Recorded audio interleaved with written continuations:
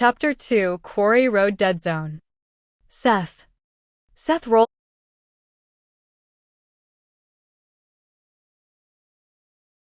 Chapter 2, Quarry Road Dead Zone.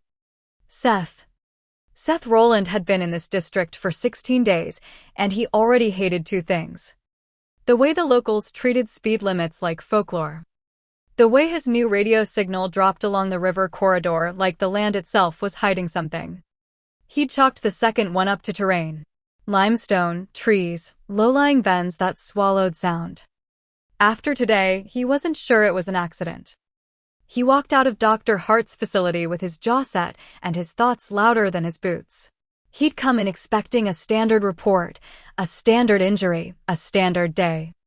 He hadn't expected a bald eagle with a fracture pattern that screamed human hands. He hadn't expected to feel a sharp, unreasonable pull toward the woman running the place. Dr. Nina Hart. Warm eyes. Dark hair that refused to stay contained. A mouth that looked built for bad ideas and laughter. Her comedy was a shield, he could tell. A way to keep grief from taking up permanent residence. And she looked at him like she wasn't impressed by a badge. He should have liked that less than he did. Seth forced his attention back to the job. He interviewed the two men in the lobby, names, timelines, exact words they used when they described the sound. A crack, the older one repeated, rubbing his hands together. Like a board splitting. Not a bang. Not an echoing rifle report. That detail mattered. Seth wrote it down anyway, because if he couldn't prove it, it didn't exist. When he finished, he stepped outside. Cold air hit his face hard enough to clear the last traces of hospital disinfectant from his senses. His truck sat near the entrance, state vehicle, clean lines, official presence. He'd learned quickly that official presence could either deter criminals or attract the ones who liked a challenge. He slid behind the wheel, keyed the radio. Dispatch, this is Warden Rowland. Static answered back like laughter. He tried again. Different channel. Same result. His grip tightened on the mic. Of course. He remembered Nina's words, "You don't know who hates being watched yet." He didn't like that her voice lingered in his head. He liked it even less that she was right. Seth started the engine and drove toward Quarry Road, eyes scanning out of habit, parked trucks, fresh tire tracks, anything that didn't belong. He caught sight of a dark older truck in his mirror, half a mile back, keeping distance. Seth's shoulders went tight. He turned onto a side road as a test. The truck didn't follow. Maybe coincidence. Maybe not.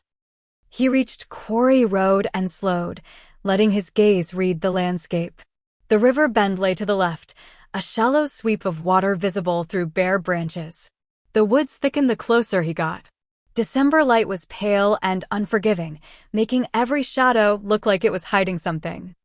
He pulled to the shoulder and stepped out. The quiet here wasn't peaceful. It was watchful. Seth followed the finder's description, moving off the road where the ground softened and footprints held shape. He didn't need a GPS pin. He had eyes. He had experience. He found the spot faster than he wanted to. A disturbed patch of leaves. A smear in the mud where something heavy had dragged, wingtip marks like a signature.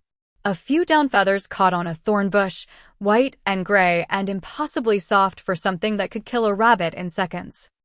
He crouched, touched the feathers carefully. Then he looked up.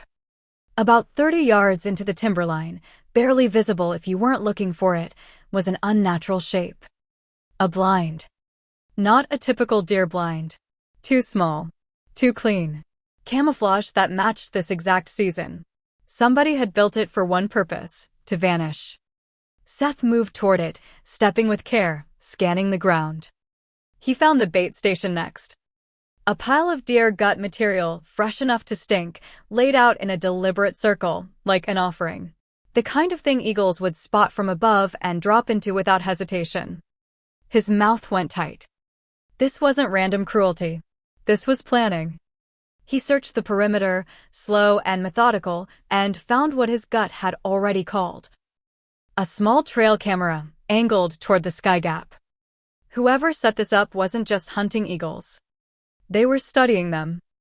Seth reached for it, stopped short, and pulled an evidence bag from his pocket instead. He didn't touch it barehanded. Didn't give a defense attorney an easy win. He bagged it. Then he found the casing. Not large. Not obvious. Tucked near the blind where a boot had scuffed leaves away.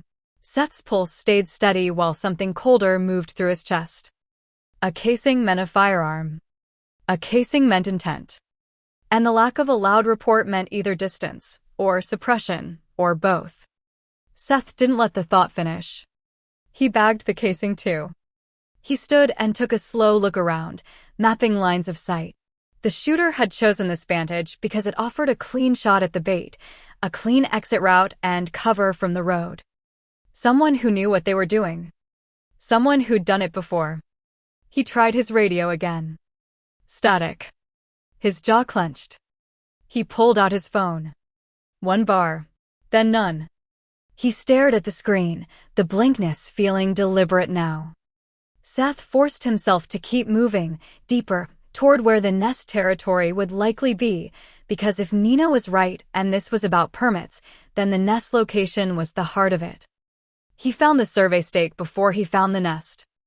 A narrow wooden marker hammered into soft ground, labeled in bright flagging tape. Stonewater Phase 2. Seth stood still, staring at it. His chest tightened as if the air had gotten heavier. He turned slowly in place, looking at the forest through new eyes. The blind wasn't just near the river. It was near the planned boundary line. Near the kind of land that would become private access and exclusive rights and development progress once enough signatures were collected and enough obstacles were removed. Obstacles like eagles. Seth's gaze tightened. Nina was going to want to release that bird back here. Back to its mate. Back to a nest that might be the only thing standing between this land and a timeline someone had promised investors.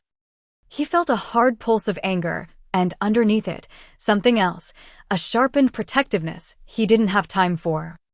He turned to head back. And froze.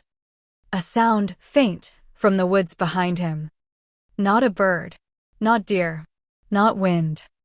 A human step, careful and controlled.